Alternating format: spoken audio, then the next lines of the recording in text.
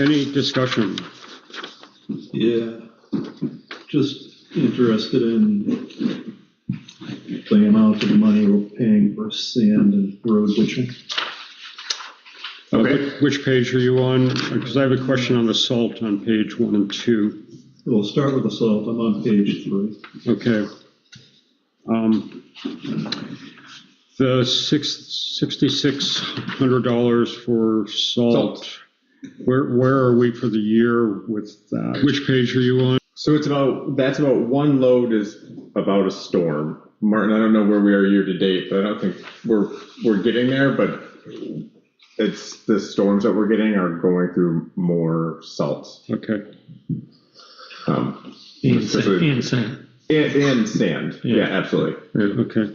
Jim, your question? Yeah, so it's D&D excavating, Yep. 47,000 for sand and 28,000 for ditching. Yep. So the sand, that's our annual sand purchase for winter. And the ditch work was the work that the select board approved back in spring for ditch work along the Quechee Road. Okay. And the rental is associated with that. John, I can verify, but we're mixing the bank run gravel or the hard pack that we're putting on the roads. We're mixing that in to the sand, it looks like, which is what we're doing. It's not sure pack. No. Not We make mix with salt. Okay. Not There's small hard pack. gravel pieces in the sand, which in previous years we had been adding. Yeah. Okay. So what's the answer On which question? on Phil's question? There's 3 components. There's sand, there's I forget what you call it. It's a little black Winter grit. winter grit, and there's salt. Yeah, no, okay. So the winter grit is probably in the last 5 years we started using that. It's the hard pack without the dust. Yeah. It's like 20, they try to put 20 to 30% of the winter grit into the manufactured seed. Yeah, it's really nice. So we are still using it. That's great.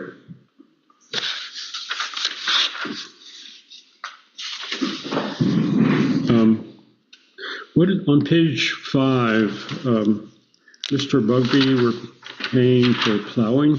No, for a plow blades. For a plow blade. Correct. Okay. So just back to it's $47,000 a year, typically. For sand? Yeah. Yeah. Should open. We Should open ran a gravel pit. Right, We get a new shovel. we ran low last year, so I think this year might have been a little bit more because we were hitting the back of the wall last year. But we'll go through it all again this year. And it's only the middle of January. Okay. Any other questions? All in favor of approving the orders through today, January 20th, say aye. Aye. Motion passes. Are there any public comments? No comments. Nope. Okay, I skipped over, we do not have any adjustments to the agenda. I should be asking that, but I'm not aware of any. Okay. Moving on to old business, the first item are this upcoming town meeting articles. We have 2 separate versions of the articles in our packet. They're all identical other than Article 5. And I'll let John explain what we have here. Yep. So again, this is one of them is a carryover from last year. The one that says, shall the voters authorize the select board to sell the North Hartland School building along with sufficient land for a building lot? Upon thinking about it a little bit more and based on the discussion we had at the last meeting, I put in an alternative Article 5, which is shall the town vote to direct the select board to make available up to $50,000 from the capital reserve fund to properly demolish the North Hartland School building. We've gotten feedback from the attorney who reviews the articles before that we can't kind of expound on that and put more detail in there because we don't. So you can't put a 5A if 5A doesn't pass 5B? We can't do that, nor can we say to return it to a greenfield in which we might at some point build a gazebo or something along those lines, right? It has to be direct and to the point. So I think, the difference between the two is the one went to the town last year, and I think we could, happily go back with that article again. However, if we put it up for sale, we lose control over what may or may not get developed on that property. Again, it exists as 2 parcels, so we don't have to subdivide it. It's a relatively small lot, although there's sufficient land there. Or we simply demolish the building and then kind of retain ownership over it and have the ability to choose what to do with it in the future. What kind of description are you going to give everyone before they vote on that? So at town meeting, we'll talk about it in more detail. Like what kind of detail? So one, just like last year, there was the North Hartland School Committee was formed. They went through the various scenario and what would be their preferred alternatives, what other options exist. Essentially, there's no viable use for the structure as it exists now. The cost to rehab it would be significant. So we can either continue to sit on it and do nothing, and it was just going to continue to further deteriorate. We can sell it, or we can take it down. Yeah, I was just trying to think back about what went wrong. I think there was public sentiment to keep the land. Yeah. But did we have a breakdown of like who was on the committee and how many people were on the committee, who did they talk to, and those sorts of things to make the decision? We went through some detail and included at least snippets of the report that they had put together. Yeah, I recall that. Yeah. But it's been a year. The other thing is through work, there's a number of firms that go out there that specialize in demolishing buildings who do it legally. There's a lot of people who demolish buildings, but they don't do it legally. So we can get a better number by town meeting for what it would cost to demolish that building. Right. But the article is going to be decided. But yeah, so that's why I think up to 50,000. When the state does FEMA buyouts for flood damaged homes, they put in a number of 30,000. We know that we can anticipate that there may be some asbestos and there may be some lead. So, there is money in there in case we run into those. And it's not a traditional, house. So that up to $50,000 would be sufficient funding to do that work. So our decision is really just which article do we want? Correct. So what's what do you guys think? I have a question for you on the demolish article. It says 50,000 capital reserve fund to properly demolish and North Hartland School building. Yep, it does say that. Yeah. Properly demolish the North Hartland School building. There you go. Nice catch. Okay. Article 6, we talked about how much to put away in the general fund the general fund to the culvert reserve fund. Correct. Is there any more discussion on that? We're set. Just one other, while you're talking about just other changes to the articles, the one that would be signed, we did take off the school moderator, school director positions because those would be on the school warning and that shouldn't be on the town warning. Oh, okay. Under Article 1. Okay, so you're just taking off the last 3. Just the last 3 just come off because they're on the school warning. Yeah.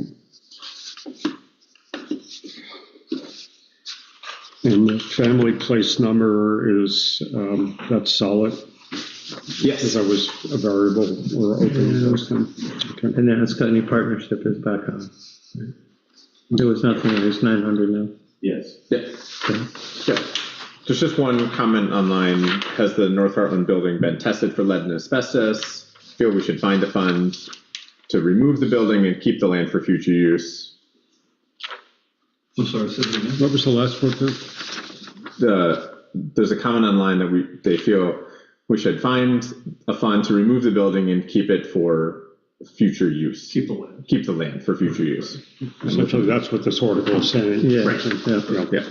The session's So that would involve removing the septic system too. right.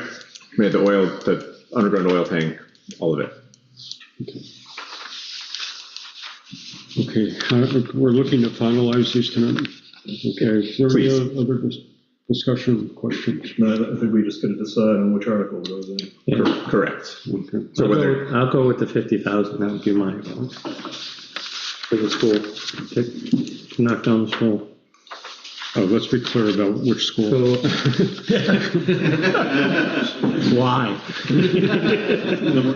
I had a comment, but I'm not going to say it. So, in all seriousness, in the second article, 11,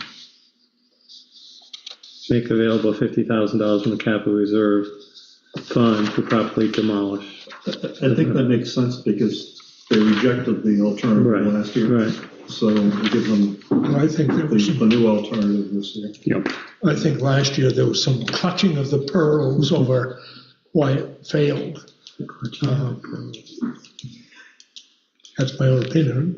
Okay. It also might make it easier if, between now and town meeting, if we try to see if we can do some of that assessment work in advance. Yep. So that may end up costing us probably $5,000 or $6,000 to get some of that stuff done Right. in advance of this. Because I think they're gonna ask, just like what someone online just asked. What's Same thing. in it? Yep. And then you'll be able to get a better idea of what the cost would be then too. correct. Here we are, want to return it to a green space, not to leave a cellar hole though. Right. We can't, to do that assessment work though, that would have to come out of the town budget. We can't use capital reserve funds without voter approval. That makes sense. So you have to figure out what line item to use to start the work. Correct. Right. Correct. And which fiscal year might we be talking about there? So it's this year, Yeah, currently. yeah. To do the preliminary investigation. Right. So you're taking the money from the capital reserve to pay for this? Nope. To pay for the demolition. The article would be to borrow up to $50,000 from the capital reserve to demolish the building. Borrow it or to pay for it? To pay for it. Okay. Any assessment work done prior to town meeting to determine if there's lead and asbestos would need to come from the existing voter approved town budget. Thank you. But, we ought to be reasonable. If the cost for the assessment is 10,000, maybe we don't Right. do it now. Right. In lead, we can pretty much bank that there's some lead there. Right, when we had the home inspection done, they did not test for lead and asbestos, though the home inspector said it is likely based on the age of the building that there is lead paint above here and the ceiling tiles likely have asbestos in them. So it doesn't need like a complete assessment. You just gotta find one spot that has it. Right. And then you know it's there. Right. Yeah. Okay, any other discussion? Well, Okay, personally, with the shortage of housing availability in Hartland, building lots, etc., I'm still in favor of selling it. Because you have no land available to build on. So I think that this article does not preclude the town from selling it in the future. All it does is return it to green space now and leave the door open for future opportunities, whatever they may be. yeah. Whether it's working with Twin Pines or a private. I can tell you right now, with the attitude of some people in town about that precious open land, it ain't gonna happen unless they all die off and we get new ones in. I'm not following you, Clyde. What's not going to happen? You'll never get sold off unless you sell it with the building. Trust me. Yeah. Okay, any other discussion? So just one final point, whatever the vote may be, because there's a typo in there, we do have to sign these. Yes. I will make That's correct. yeah, the motion will be as corrected. I will not have you all sign it tonight. Folks could stop in by the end of the week to sign the revised as corrected articles. That'd be great. That's fine. Thursday. By Thursday. By Thursday. Okay. And Is there a way to raise your hand? No, go ahead, Andrea. Okay, I had put a couple notes into the chat, but apparently they're not seen. So No, I saw. Oh, okay. I saw. Yes, so I'd been in touch with a person who did our demolition at 9 Merritt Road just to get a to come to town meeting with some actual factual information. But I'm glad to see that you folks are working in that direction as well. And the person I spoke to said that we definitely would need to know if there's lead or asbestos. And they recommended the Harper Environmental, which is right here in town, and that it would cost about $1,000 just to do an assessment for lead and asbestos. So that's all I will say. Great. Thank you. Thanks. Thank you. Okay. Okay, again, I'm looking for a motion. So I think we should do two motions. One motion is, I make a motion that we choose Article 5 that puts before the town demolishing the North Hartland School building for $50,000. Up to $50,000, yeah, okay. And what was your second motion again? Then we'll approve the articles. Oh, I see. Is there a second? A second. Okay. All in favor of the wording for Article 5, which would read, shall the town vote to direct the select board to make available up to $50,000 from the capital reserve fund to properly demolish the North Heartland School building. Okay, all in favor, say aye. Aye. No, No, One no. okay. Motion passes. Okay. I need a second motion. So I'll make a motion. Are we adopting or we're approving? You're approving. I'll make a motion that we approve the warning for the town meeting as discussed with the correction of the word "the" in Article 5. Okay. A second. I'll second it. Thank you, Tom. Any discussion? All in favor, say aye. Aye. Aye. Tom? Aye. Aye. Motion passes. Thank you. We have our articles for March the 3rd. Yep. Just please come in by Thursday to sign them. You can correct it and sign it before we leave. The correct it and reprint it. We can I just could sign correct it and reprint it. Yeah, sure. Yeah. Folks may do that too. Okay, next item is the town plan review. In our packets, we have multiple pages which go along with the town plan that was approved a few meetings ago, months ago, by the Planning Commission. Tonight, we want to begin the process of addressing those items that were suggested from comments to include those or not include those in the plan. Dan Germain is with us. Take a stab. We have, as I said, a few pages of comments in red. These are items that were considered to be typos or needed just clarification in the wording. And those, if I understand, those were actually incorporated into by Two Rivers into the town plan that we will be talking about and bringing to the general public. So I'm going to pause there because. But is that, I know Two Rivers has had this for a while. Yep. Is it accurate that they've made those changes? They have made those changes. Okay. They have not made any of the other changes that So were. there's a new document that contains Those, the red the highlighted changes. typos. Yeah, okay. Okay. Yep. And that's why I wanted to make sure we're clarifying that everyone understood that. Exactly. So the town, so just not to belabor No, this. no, please. The town plan that is available for viewing on the website currently does not have these small typos made in it. Okay. And then, okay, another question. Did the planning commission have any, guidance on the feedback from your meeting that's in From the, the public? yeah. Well, there were several comments, but we didn't incorporate any of them. Okay. But you don't have any guidance as to whether you think the comment should or shouldn't be incorporated? I assume, there'll be similar ones in future years. Variance.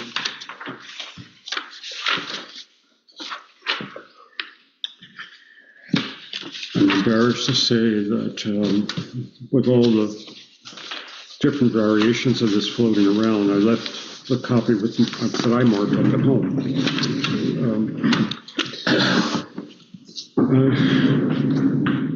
So I'm looking for some help from my colleagues here. How do you want to go about looking at this chapter by chapter, page by page? But are we looking at the plan or are we looking at the That's comments? Some of the comments sound grammatical, Right. which are not material to the intent of the plan, which should be fine to incorporate, right? Some of them may be material to the intent of the plan. Yep.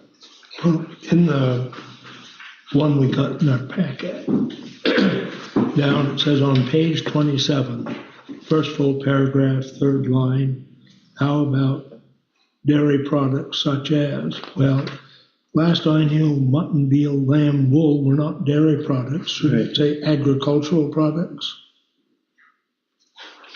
I don't recall the discussion. Well, on page 27, I don't see it that way. Are you looking at, what town plan are you looking at right now? Well, maybe, No, he's looking, At the comments provided. I was looking at comments provided, and then proposed changes. Okay.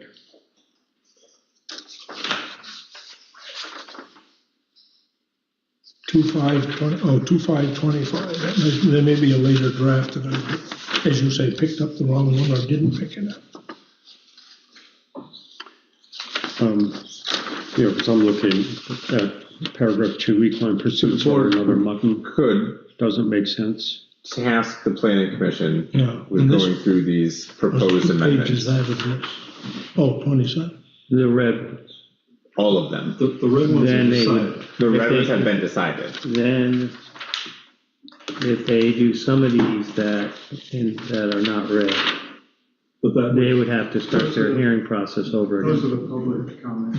Yeah, They would not if they said this So comment this is is- valid, this This is comment. incorporated. We want It's to, done. we recommend The this change, first we one don't that's not recommend done this is the change. next page, page Yeah, we would have 27. put That's anything that's that we where I was would have confused. Yeah, but it says would have dairy, been in red. and that ain't dairy products. yeah, I mean, I struggle with this because we still don't have a hearing draft from Two Rivers. Right. That includes all the comments in red. No, that would, we have that available to us. Well, no, I thought we did not have a copy with the comments, the town comments available. Those are not incorporated yet. the red ones, what I heard earlier in this meeting is the Yes. red ones are incorporated. Yeah, Yes. The ones that are not red, the question is, do we do anything with them Right. or not? Right. And my proposal would be, if it's a like the first 3 are like grammatical things, all right? If there are corrections, because wording isn't correct, we use the word gold instead of gold, I think we should incorporate corrections, but I would not suggest we incorporate anything that changes the town plan. Sure. Yeah, there's certainly a number in the energy area that are calling for the statistics to be updated And I don't know how to handle that. You know, if it's been approved Yeah. from whatever one statistics were used. And I was here for that discussion. They're just not available. Right. It's not available. So that document is, the planning commission put together, is a summary of the comments they received at their public hearing. And after, through email and other means. Correct, Dan? Right. They have not addressed the comments on their merit, on whether or not they should be included in future revisions to the town plan. Right. So we do not, Tom, to your point, we do not own a copy, digitally, of the slightly revised town plan. It is being held by the Two Rivers at the Quechee Regional Planning Commission, so that there are not multiple versions of a document floating around. So we have available to us, but it is not kind of printed in paper form anywhere. We can see a non-editable electronic copy. We could see a non-editable electronic copy. So why don't we get an edited copy from Two Rivers, so that would include all the red, and then the board members can consider some of these comments that are in black when we're doing our review, if they want to consider it. I just would caution people that many of these things should actually just be under the purview of the planning commission and not us. Well, so I think, what in here in the black that is people feel that are really important and they need to be in the document? right, so the board could ask the planning commission to review this document and not make the changes, but recommend that the select board make certain changes that have not been incorporated yet based on the comments received. Did you just say the board or the planning commission would review and then make recommendations back to us? The select board could ask the planning commission to go through that document provided. Brace, why did the screen go black? Just the thought of that, I think. That's Chuck's screen. Okay, great. Sorry. The select board could ask the planning commission to review the document included in your packet, make a recommendation on which of those comments should be incorporated and which do not merit for further discussion.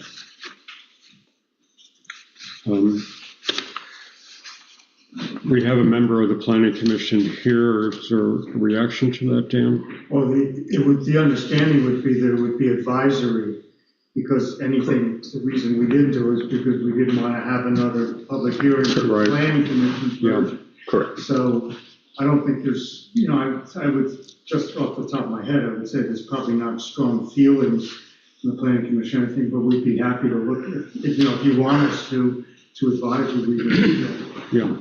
Yeah, I think I concur with Tom, is that I don't want to start making planning commission judgments and changes to something that you guys have worked on for as long as you have, unless it's actually been brought to surface that there's an error there and let's correct it. Yeah, well, I mean, that's, part of the process. There could be feelings on the select board that are different than the planning commission, so you're certainly free legally to come up with your own revisions and changes. Okay. So what are the thoughts from my colleagues here? If the planning commission has time to do that, you can make a recommendation to include something or not, that's great. There's a lot of stuff here, like especially on the last few pages, that I think are just the great informational things. I'm not sure they need to be in a town plan, like eligibility for PACE allowance. Yeah, that's not something we need in the town plan. Yeah, and again, we're going to be soliciting comments from the town and the two upcoming public meetings. So if we are actually missing something and someone is very passionate about it, we can hear it then.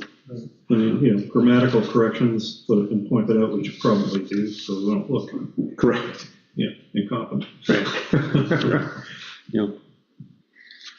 Okay, Tom, are you on board with that? Not really. I think we just need to move this process forward. And we need the document. And I think what we should do, and I don't mind, I will take this chart and I'll break it out so everybody can see it, so it's a little more readable. And then, we still haven't discussed how we're reviewing the town plan yet. Correct. And so it seems to me if we're going to review the town plan chapter by chapter, when we get to say chapter 2, in this chart, I'll say, okay, here are the comments that apply to chapter 2. We can look at them. I have to tell you, a number of these comments, they're great comments, but we really shouldn't add them at this point. It's a fairly significant policy change. Unless we wanted to, bring it back to the planning commission. So. But I don't know what the planning commission, I believe, Dan, am I right? You're gonna start working on the bylaws? Yeah, Yeah, so they're already busy doing yeah, stuff. we're already we Yeah. started that. And so, our understanding was that, that giving it to you, you're free to do this. Yeah, So, Okay. And Well, then, I just want the doc. no, I think we all want this to move along. 2 months ago, we were talking about first meeting in February to have a public meeting. Right. And here we are, that's a meeting away. So what was the confusion with Two Rivers? Because we thought they were making recommendations for changes. They were doing an analysis basically to give that sort of preliminary approval of the document that it meets the requirements of the state statutes. So they've done that? They've done that. And they've done that. Okay. And then on top of that, But they didn't have any required changes. They had some recommended changes, but not required changes. yeah, that's a Dan question. yeah, they didn't recommend any changes. Yeah. But I mean, the time between when they gave the plan to us has been this big elapsed time that Two Rivers had this thing. Yeah, the stuff with the red was, Yes. in my opinion, It was a one-day change. Yeah, but the version that's sort of posted now, plus the red, is really what the planning commission approved. Yeah. Okay. So let's just get it. Yeah. So if we have that plan, fresh copy of it in front of us, then we're going to step through it and try to knock these off rapidly.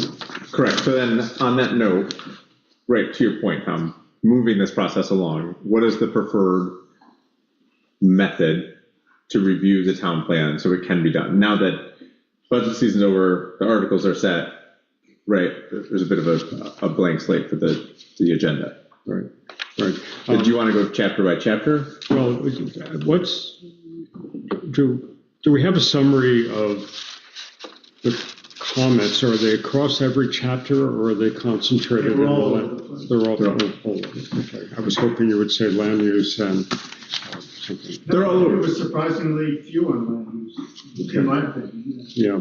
Like some of the litany and stuff in the energy chapter, I'm not sure any of that stuff's around. Yeah, there's a number of things. The education chapter, some of these chapters, people have done their due diligence. Yes. We can just look at it. I think we need to read it, but I don't think there's going to be a lot of discussion. So, but they do have a utilities and facilities section. I think we might find important. Mm-hmm. Obviously, land use is important. Yeah. Who created this document? The planning commission created that. Yeah, it was Steve. Yeah. Okay. So do we want to, I can get new copies of the town plan sent or printed to all of you all. And then we can start at the next meeting. Yep. With chapter 1, going through Tom, and I can help break down that comment list by chapter, but also going through chapter 1, the language, the goals, the recommendations, and the policies. Right. Do we want to do that? Yeah, I want to do more than one chapter. We should absolutely do more than one chapter at a time. Agreed. Yeah. Some chapters might, like land use might take an entire meeting. Exactly. However, others can, we can kind of, move along more. Why don't we just say the first 3 chapters? We don't get to it, we don't get to it, and we'll allocate a certain amount of time. I don't have my town plan with me, but when you look it's a at, we big have document. page numbers here. How many chapters or how many comments for those first 3 chapters? Is it so we can page 97 or? It's 100 and something, 100. Yeah, but the first 3, chapter 1 is land use. So Right. So well, or maybe we do some others, or we can jump right into land use. Yeah. Whatever people want to do. So does that sound like a plan moving forward to finalize the 2025/6 town plan? No objection. Great. Can we start with, let's do land use on the second meeting? We can get a rhythm of how we're going to review this. Yeah. With something that's a little bit easier. Yep, absolutely. So if we have the page numbers, then we can correlate those to the various John will chapters. just tell us. And we can then sort of- Have no fear, I'll just tell you what to do. Yeah, exactly. Yes, so I will send out new town plans. Are there those who would like a printed copy? Your paper's cheaper than mine. Okay, that's one.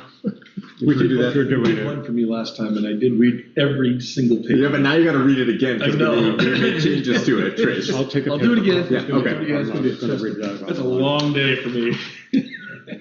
It's easier for me to mark it up. then. Yep. My dog, Archie. Okay, Okay, are we set then? We have a plan moving forward. We have a plan for a plan. we have a plan for the plan.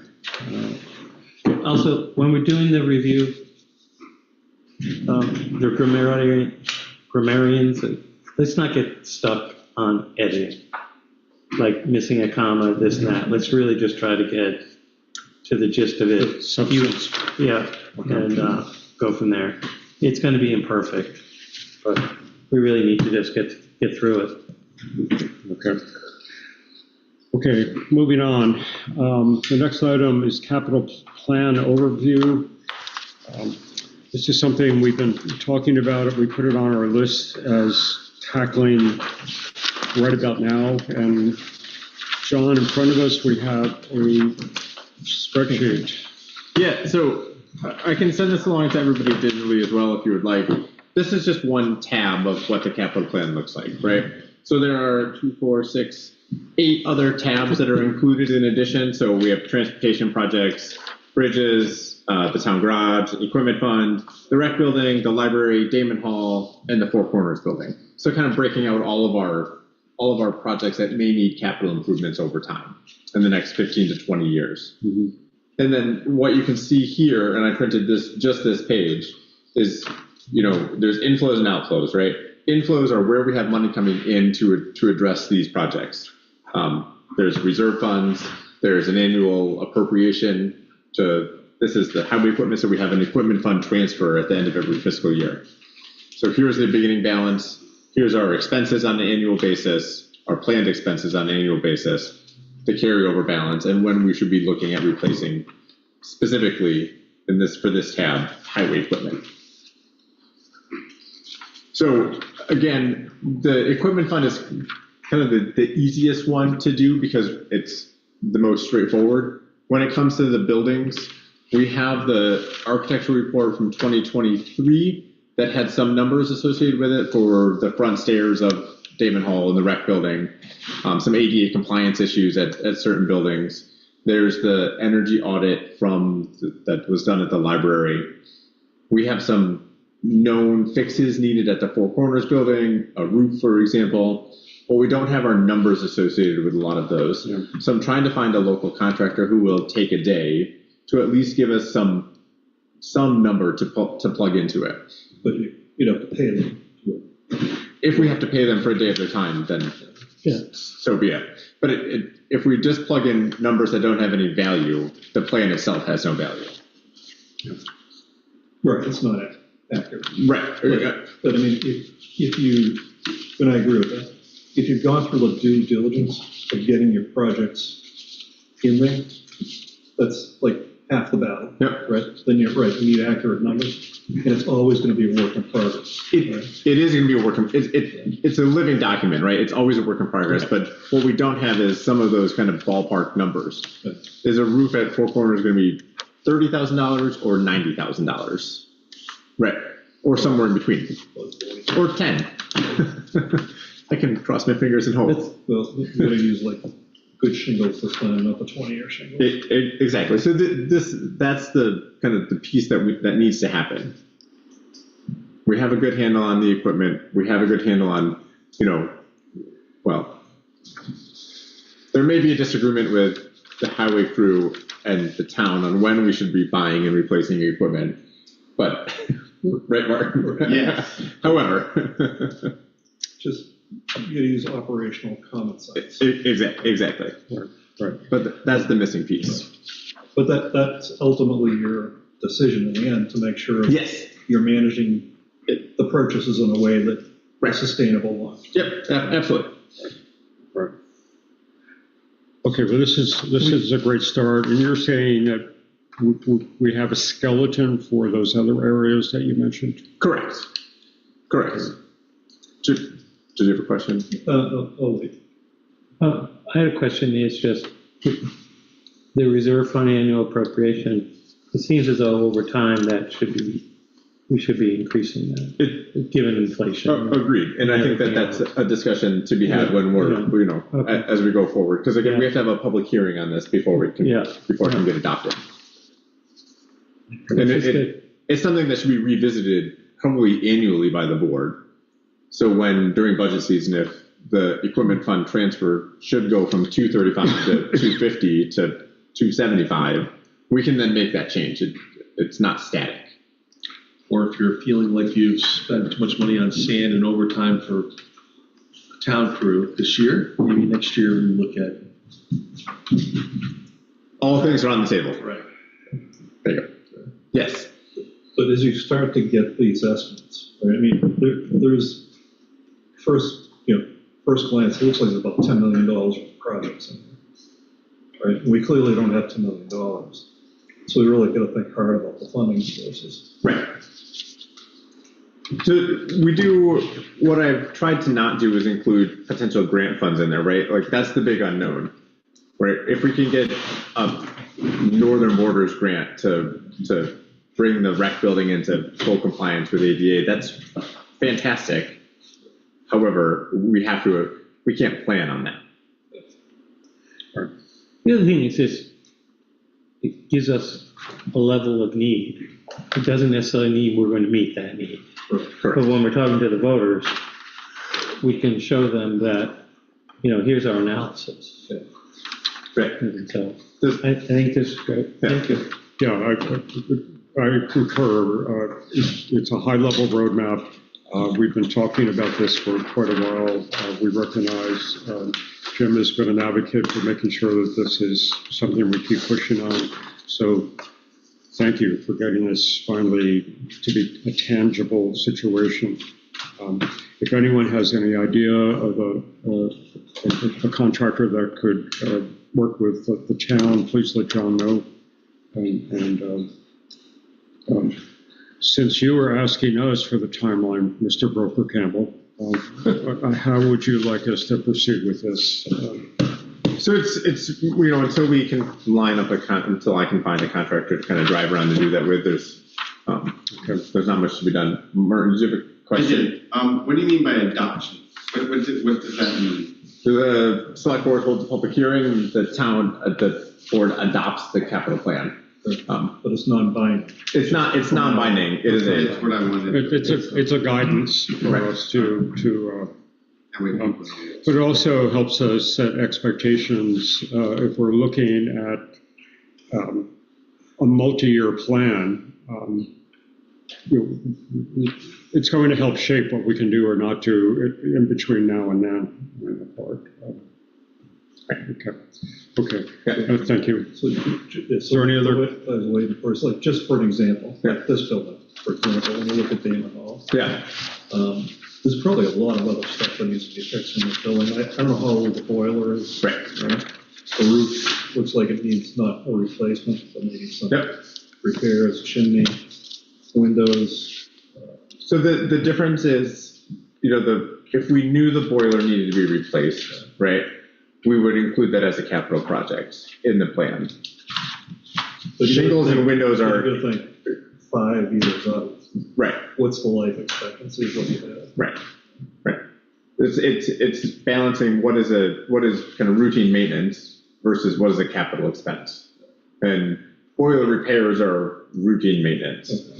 We've been given no indication by anything that the boiler needs to be replaced at some point or is on its last legs, right? Because then we would include it as a capital expense and include the Damon Hall boiler as a broken out project in this.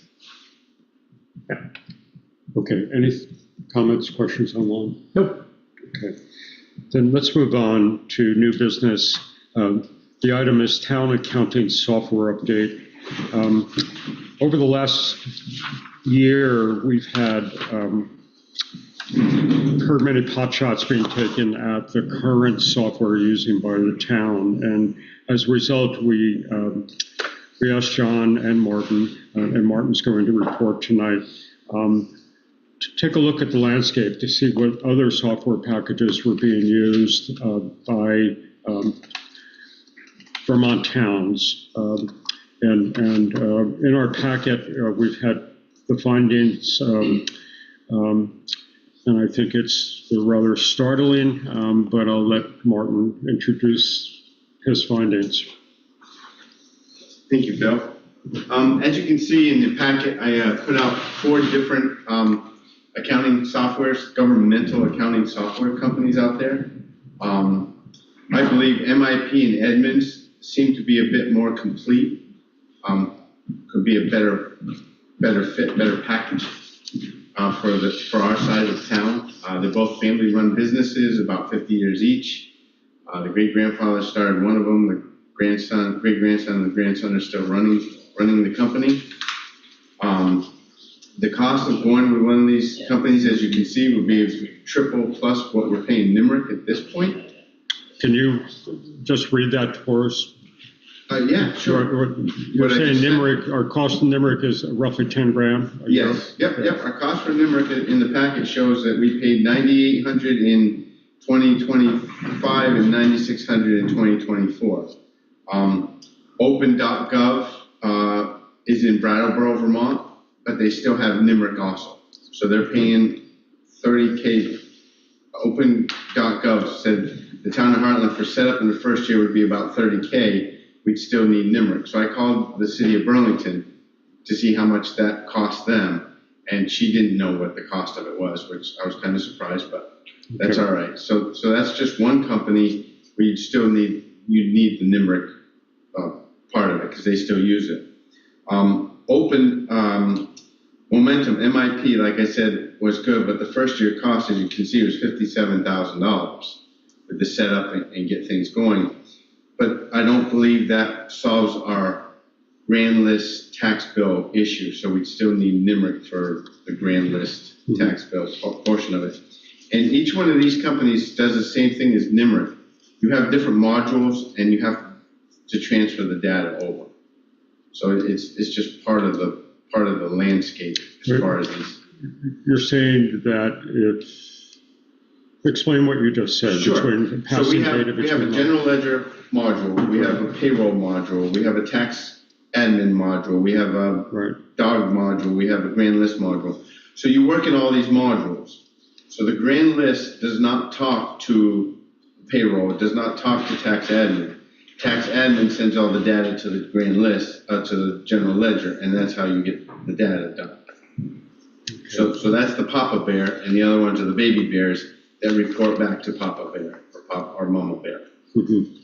And these other companies are kind of have their software set up the same way. Okay. And the tax admin part of the grand list and the tax admin function was very clunky with each one of these companies I spoke with, because every state does it differently than the state of Vermont. Obviously, every state does it differently. One's from Kentucky, and somehow they bill it through the clerks, or they bill it differently from what he said.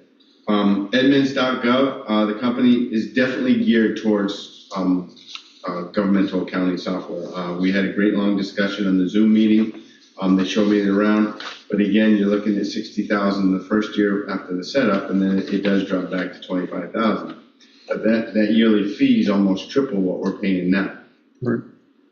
Frey Municipal, another great family business, very nice people. I think it's third generation also. But the first year was 28 to 32,000. Now remember, these quotes are kind of a ballpark. They could be a little bit more, a little bit less. And we might, not going deeper into the process, I might not have each module that we need. So we have the payroll. I told them I need the payroll and the HR module. But their payroll module might not have a tax section of it, let's say. It should, but it might not. So that might add an extra cost to the yearly fee. Not getting, because I didn't go into a deeper section with it. Okay. NIMRIC, I like NIMRIC. Most towns in the state of Vermont have NIMRIC. It is a little bit old-fashioned, but you can download reports into Excel so you can manipulate the data as you need. The staff at NIMRIC, everybody that's been there a long time. I've been 8 years almost with the town, and everybody that answers the phone are the exact same people. Mm-hmm. Ernie runs a great business. The state of Vermont put out for bid in 2019 and went with Vermont Pie, and that has failed miserably from day one for the most part, where NIMRIC used to do that for them. I don't know. I think we should stick with what we have, only because the cost is just, Ernie understands the cost of living in Vermont and tries to keep it as reasonable as possible. They are working on each module each year to make them a little bit better and make them work further so they're more up to date. In the town clerk side, Clyde knows the dog module is now live, what they call live. Yeah, it wasn't live when I was there. Right, but it is now. So that's what I mean. They're picking modules that are live, but all the dogs are dead. The dog's in the Christie module. home. So they are slowly working that way. They, like us, they have a budget that they stick to, and that's what they're doing. But what they do, I feel they do a great job. Right.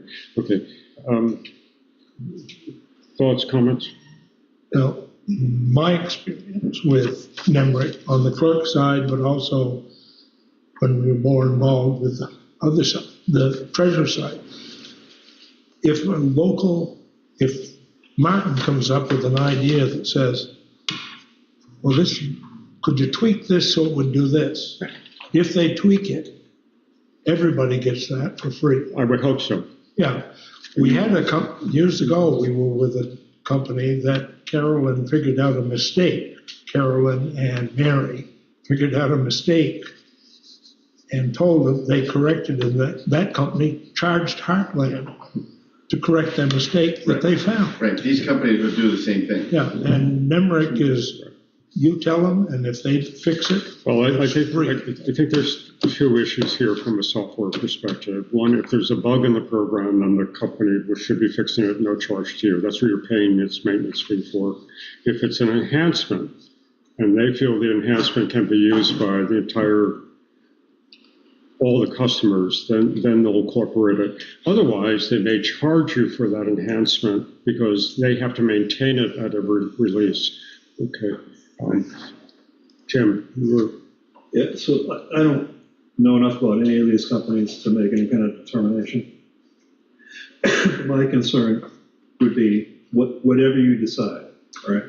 Whether it's NIMRIC or one of these others, is the technology somewhat current, right? So what is their technology? Where is the data housed? Is it in Amazon Web Services? Is it in somebody's pantry? I can answer that. It's on Amazon Web Service. Okay, so in NIMRIC is? Yep. But kind of what's their security layer? Yeah. Because it seems like you can log into NIMRIC from anywhere. Right. So with just a password.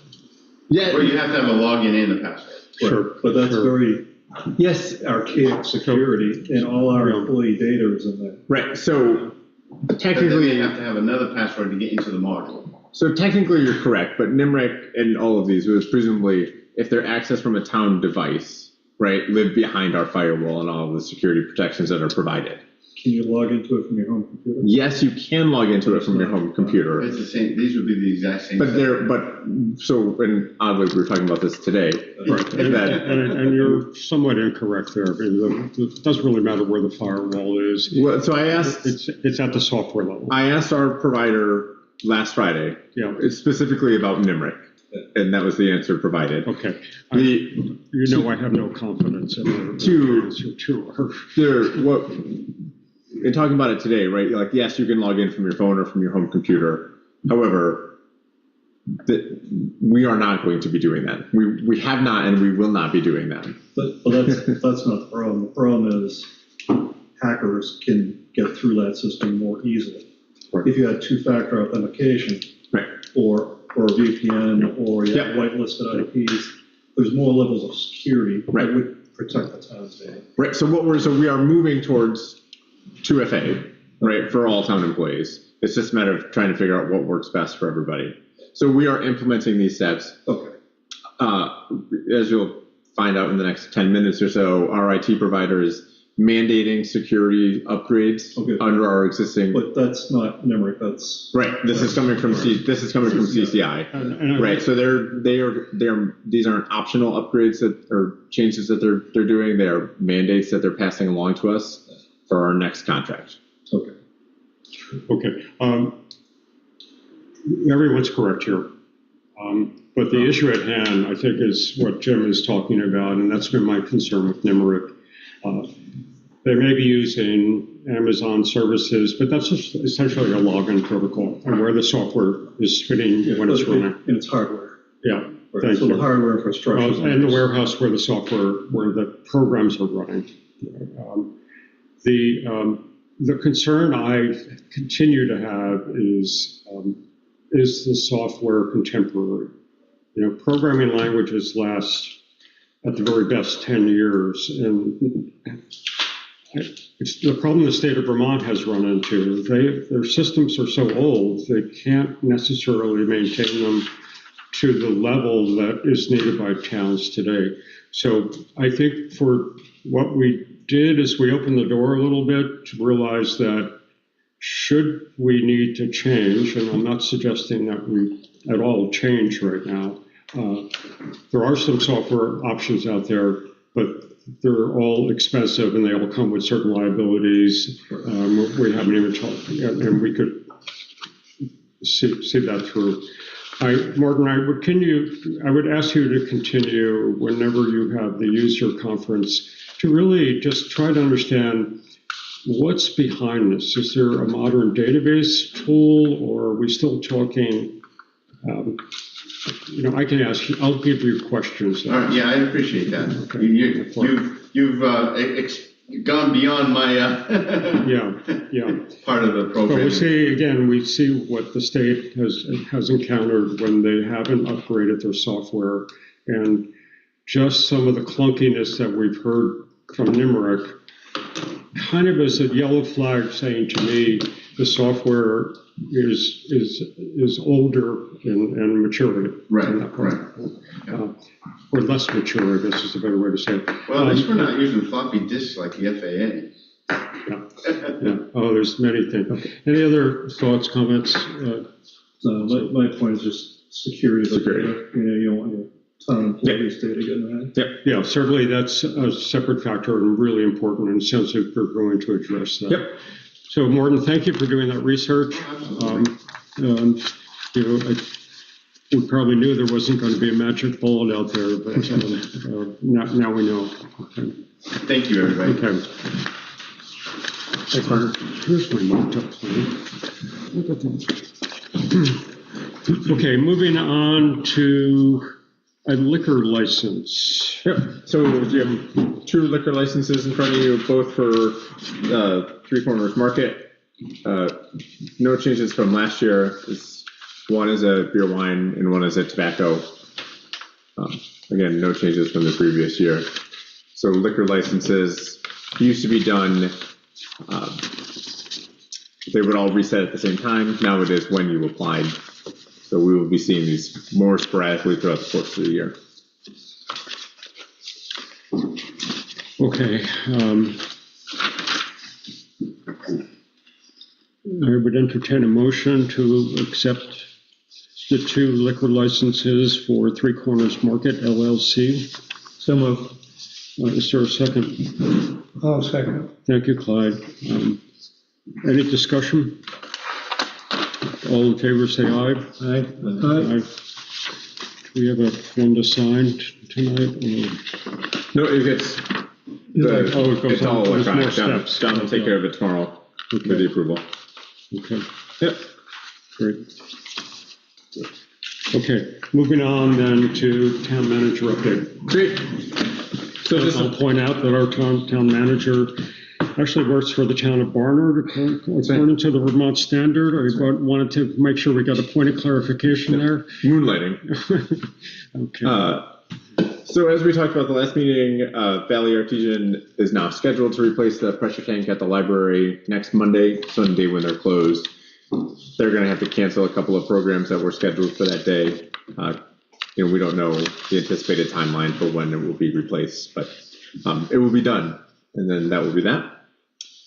We are, thanks for those who attended last Thursday at the Skunk Hollow. We had a nice holiday, post-holiday get-together with everybody. We had a good turnout. Three Corners lights are scheduled for installation on February 9th. It will be a 3-day installation. So it is happening. We'll get additional updates if there's a need for delays or anything like that. But so 2 weeks, a long-awaited finalized project. The transition at the Four Corners is underway. Windsor Early Childhood Education is begin operation next Monday, the 26th. So they will do a prorated amount of the rent for January and then be fully moved in as tenants there. Is it empty now, or? No, Bev, it's still operating as Four So we're Corners. collecting rent from? Not currently. The lease expired at the end of December. We anticipated that the transition would take place sooner, so the temporary lease that was signed. I thought we left it somewhat open. December 31st. It was dated December 31st. So the second meeting in February, which again will be on a Tuesday because that Monday is, so Tuesday the 17th, the 16th is a holiday, it's President's Day. We'll have to have a shorter meeting. The annual school budget presentation is that same evening upstairs.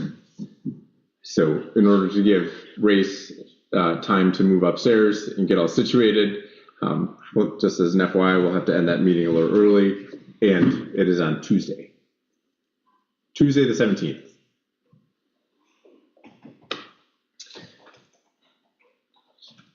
We are going to be starting the FY27 budget, which has not yet been adopted, in a little bit of a hole already. We got notice from the Windsor County that our Windsor County tax has gone up. They do their budget about a month after we do ours. So their budget went up $7,600. So we will have to be aware of that and make that up over the course of that year. And then again, I mentioned our complete care contract renewal with CCI is up. So we're looking at a new contract with them. The price did go up $245 a month. Again, those are mandated non-optional updates to do security upgrades that they're doing on their end. The library has a separate IT provider? The library does their own IT services. Okay. We can look at bringing them in, but there would be a cost as with the additional users and the additional equipment that we would take on. Yeah. So when's our contract expire with CCI? It is over now. Because I would suggest VC3. So I've had conversations with VC3 and talked to other towns who use them. It's a pretty 50-50 mix on the reviews and the cost. Okay. Yeah. That's what we use. We can explore it, but at the same time, yes, they're expensive. Right. So not to reopen the issue, but both CCI and NEMRIC are improving the security around access is target. So CCI is improving security around potential outside threats. Okay. So the security upgrades that they're doing are kind of, it's not keystroke monitoring, but in essence, like there's these new upgrades will identify threats faster, Okay. and they can reach out to the town to say, is this a real But thing? then NIMRIC is doing a two-factor authentication. No, 2FA would come from CCI as well. Right. Right now, we don't have two-factor authentication as town employees. Right.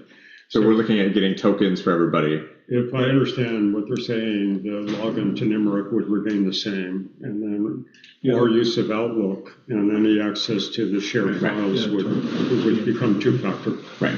You ought to look into that with NIMRIC as well, because that's where all your employee data is. Yeah, so we can. Tax data, Yeah. Yeah, again, I don't know what NIMRIC is running on to understand how they can. Yeah, I mean, the language for the software, it sounds like the hardware is right, because Amazon's running that. Mhm. Right. Networking, they're running. The software, God only knows. Yes. Right, but security is usually Okay. done through Amazon. Yep. And then. So to stay local, what does it mean for town employees and the select board's use of Outlook as our email? Are we moving to two-factor authentication? We are moving to two-factor authentication. Okay. So the choice was basically like you can use your phone, or you can get a token. We are going down the token route. So everybody will have a token. They get recycled. Token or I believe it is a physical token. No, it's physical, right? I believe so. Yes. So we use mean- we use the authenticator. Authenticator. Yeah, So it's a software. That was not presented as an option, but Yeah, let's. I don't want to. Yeah, but it's on your phone, right? It's on my phone. Right. So the issue is that we have employees who are not comfortable using their personal phones for the authentication. it's they get over it.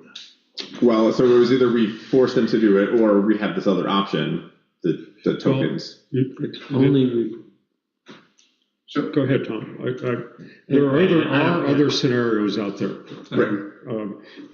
Everyone's using, different scenarios for their banks and their financial sort of firms. What I would prefer is if I'm using a new computer, it's going to send me a text message to an agree to sell or an agree to email, and then that would contain the key to go into that. Rather than, are you actually talking about a physical device that someone? Yeah. No. Yep. They're paying. Right. No, Right. We'd be buying them and they get reused. But the problem is you need to have them with you. Right. I mean, they would largely, like, for town employees, stay. What about us, for instance? It becomes a different challenge. No. We are not, so if the board is, what I'm hearing is that you want to say, we will be forcing employees to use their personal devices. What I would say is physical tokens are a thing of the past, right? Thank you, Jim. Very elegant. Kind of like the NIMRIC stuff, but there's got to be a better way, right? If I log into my bank account, I get a text message, I go type in the code, that's my second level of authentication. Tom's right, you can also have an authenticator app potentially. Right, it gives you a code number. Lots of different ways to do it. Right. So it might just be worth another conversation. Another conversation, are we comfortable mandating that employees use personal devices for two-factor authentication is the question. I don't know what I have to you're use my asking phone for. or my email or an email for work to get in. Right, I can't get into work without it. So Yeah. I'm not sure what you're saying. So I have a phone provided by the town. So does BJ. Right? No problem. I'll use Martin as an example because he's in the building. Martin does not. Are we going to say, Martin, you must use your personal cell phone as an authenticator to get into your work email? No, which reinforces my suggestion of not having a phone or a tablet or a computer-based authenticator. Let the software in on the other end, send something to you that says, I need to know who you are, and start that chit chat to say, I'm going to send you something at your choice, an email or a text message, and then you use it. So no software is residing on this or your laptop. It's a text message. Yeah, Right. yeah. So, And it expires after a certain period of time, so it doesn't fit. So welcome to a different world there. But this is the way the world operates. Right, I'm not disagreeing. This is the feedback that we got from having a conversation with staff. Okay. They were uncomfortable with that. I think, John, that eliminates, there's no software on the staff's phone or device. Martin, if you're trying to so here's my thoughts on that. We have an employee, it comes to their cell phone. We have a problem with that employee. Now you go for public records to go into my cell phone to look at that section of the cell phone. That's not supposed, this phone, I pay for myself. It's not for business use. I have to use it for business use through the IRS to do the W-2s. I have to do it for the 1099s. It's a fact of business. But there are people out there, that's not right.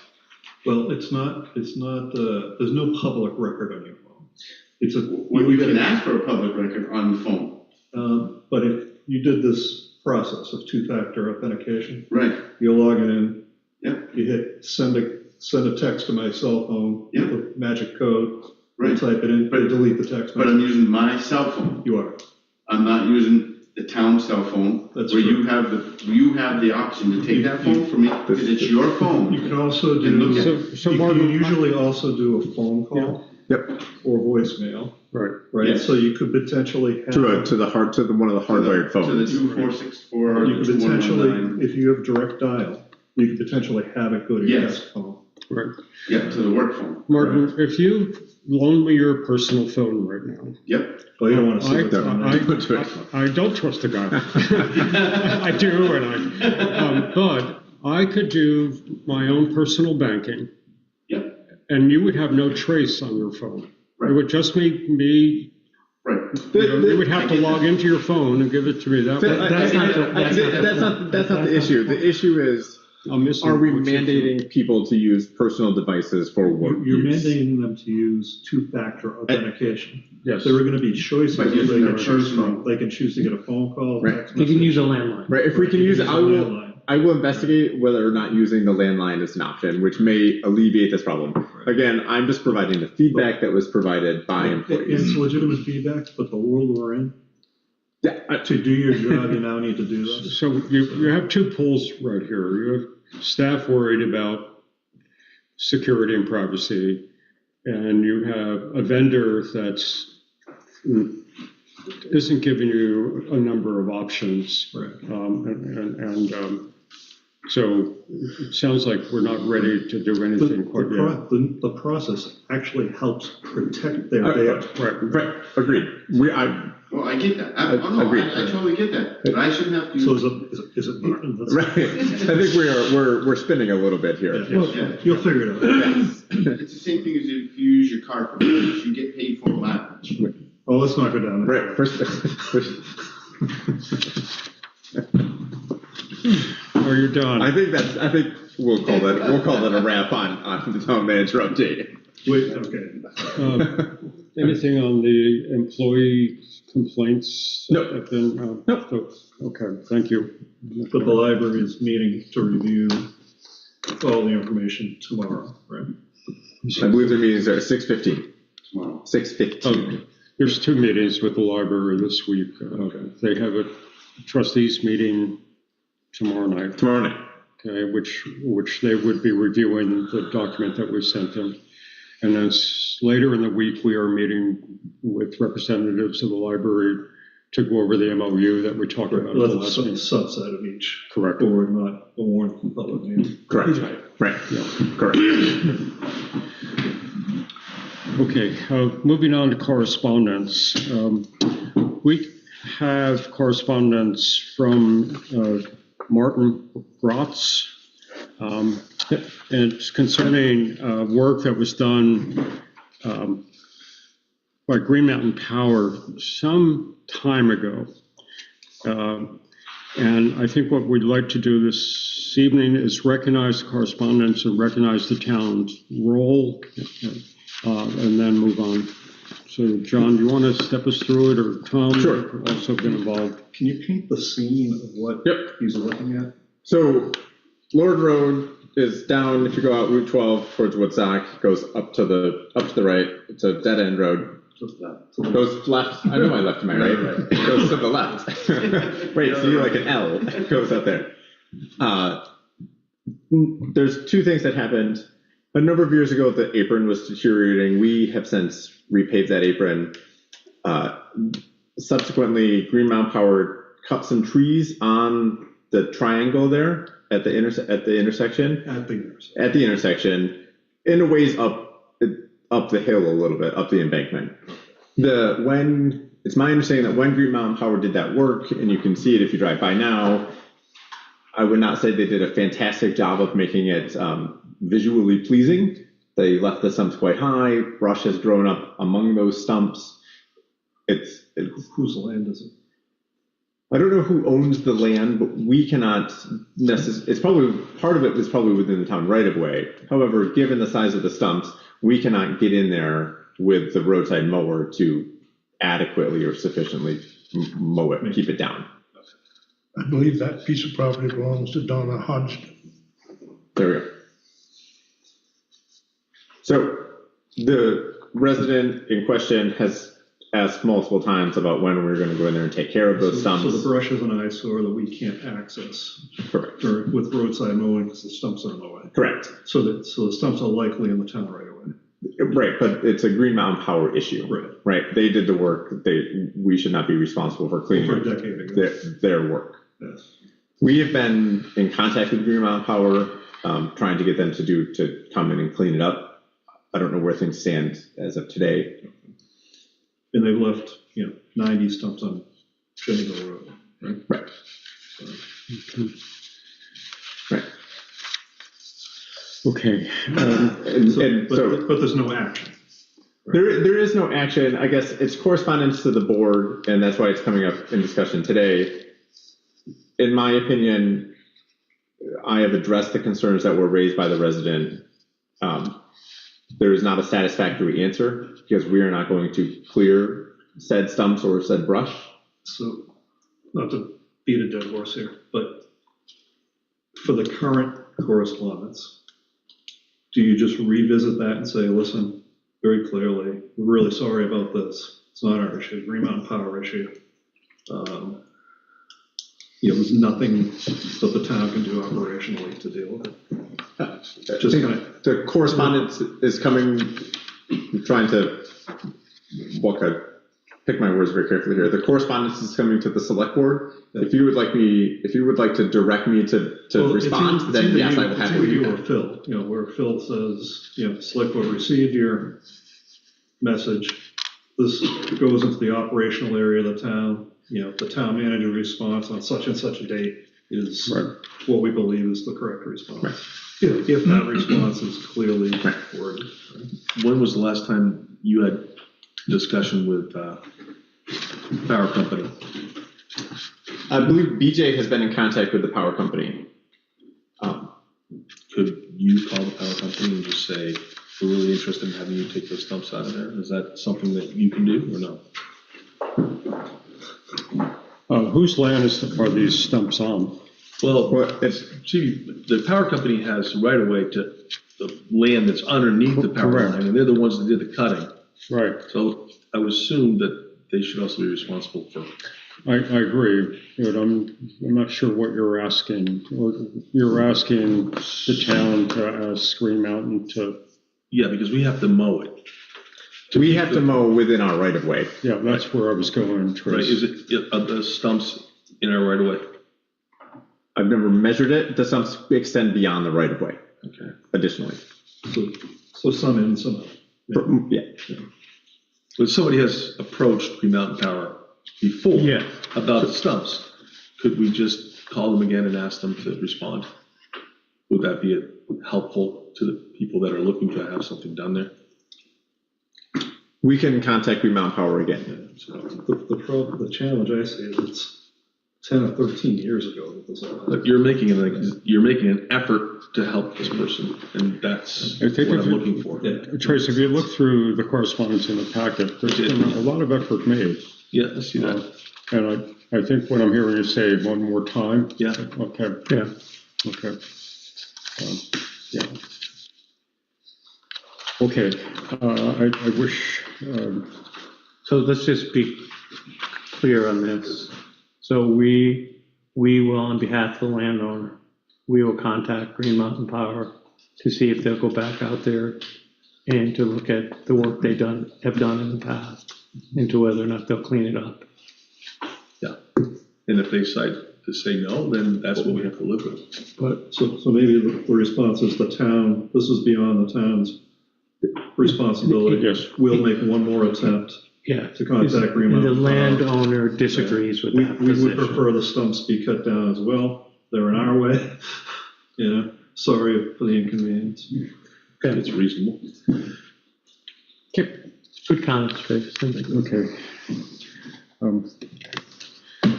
Good. Okay, then, is there any other correspondence? No other correspondence. Okay. We do have correspondence for a Merritt-Campbell request, so we have an executive session. And there may be an action following for Merritt-Campbell.